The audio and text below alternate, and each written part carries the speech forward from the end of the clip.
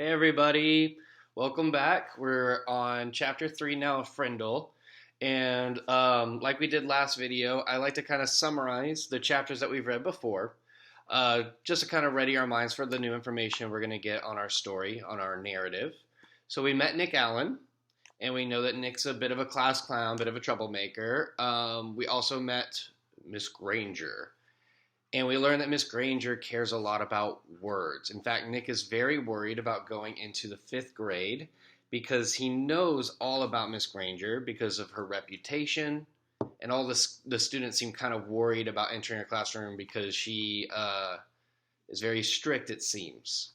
And she cares a lot about the dictionary. In fact, she has a very big dictionary at the front of the classroom with her, the kind that you keep on a stand all by itself.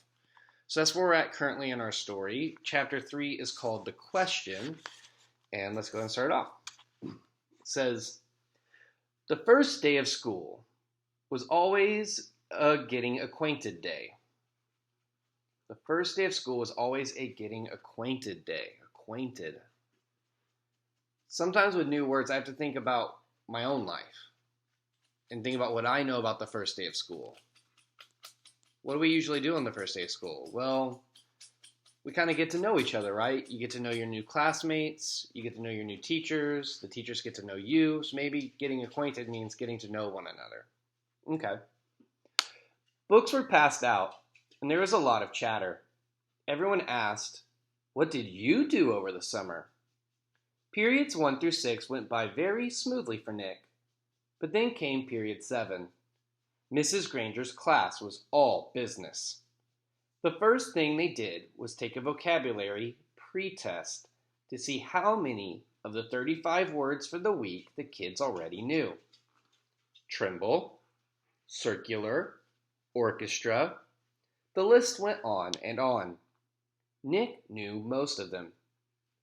Then there was a handout about class procedures. After that, there was a review paper about cursive writing. And then there was a sample sheet showing how the heading should look on every single assignment. No let up for 37 minutes straight. So this doesn't sound like a first day of school, like a getting acquainted day.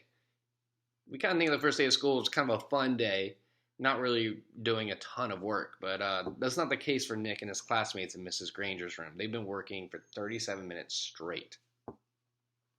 Nick was an expert at asking the delaying question. The delaying question.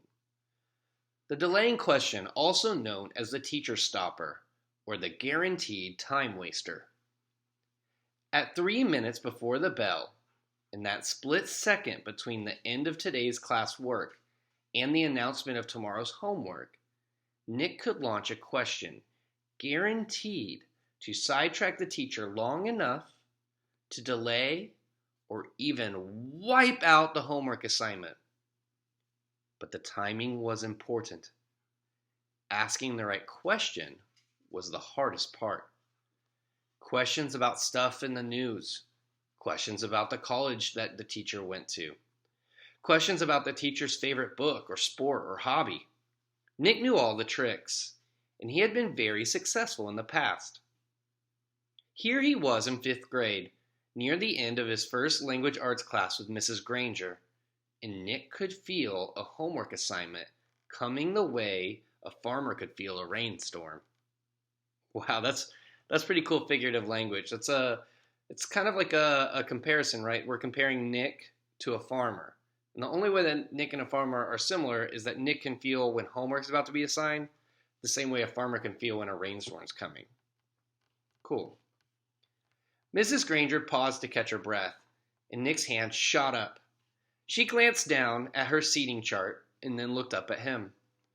Her sharp gray eyes were not even turned up to half power. Yes, Nicholas? Mrs. Granger, you have so many dictionaries in this room, and that huge one especially. Where did all those words come from?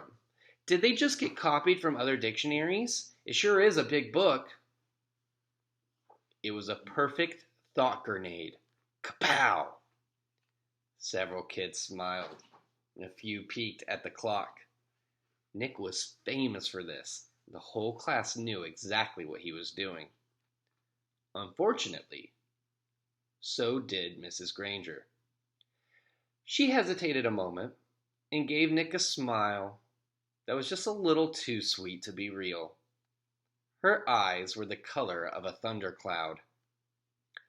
Why, what an interesting question, Nicholas. I could talk about that for hours, I bet. She glanced around the classroom. Do the rest of you want to know too? Everyone nodded yes.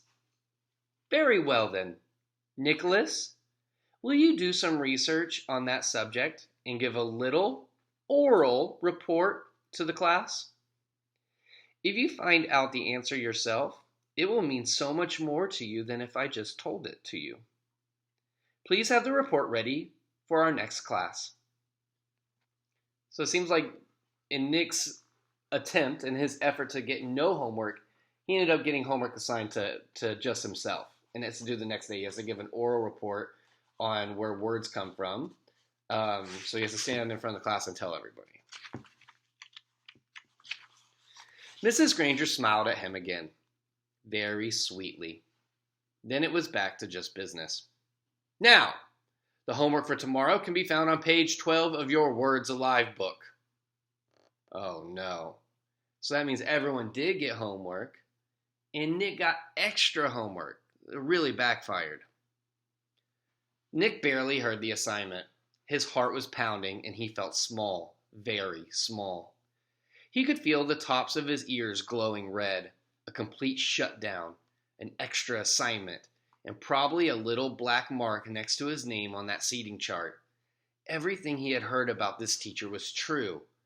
Don't mess around with the Lone Granger. All right, so that's the end of chapter 3. I like the ending of that where it says the Lone Granger. Sometimes authors play with words. It's called a pun. And this pun is playing off of an old TV show that they turned into a movie. You may have seen it. It's called The Lone Ranger. So that's the name of the show, The Lone Ranger. And Andrew Clemens here used the knowledge of that show to make a joke. Instead of Ranger, he switched it out with Granger. So that's the pun there, The Lone Granger. Anyways, that's chapter 3 of Frindle, and we'll see you next time for chapter 4. Bye, everybody.